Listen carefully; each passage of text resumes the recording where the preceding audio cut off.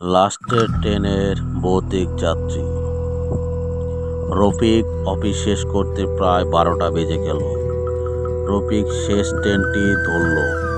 বগিটি খালি ছিল, চারদিকে অদ্ভুত নীরবতা ছিল। হঠাৎ দেখলো সামনে থেকে এক বৃদ্ধ মানুষ এসে রফিকের সামনে বসলো। রফিক জিজ্ঞেস করলো, চাচা আপনি কোথায় নামবেন? বুড়োটি মুচকি হেসে বলল, আমি নামি না, আমি মানুষকে নামাই বাবা। পরে কন্ডাক্টর দৌড়ে এসে বলল, ভাই বগিটা তো 10 বছর আগে বন্ধ হয়ে গেছে, এখানে কেউ উঠে নেই শেষ ট্রেনে।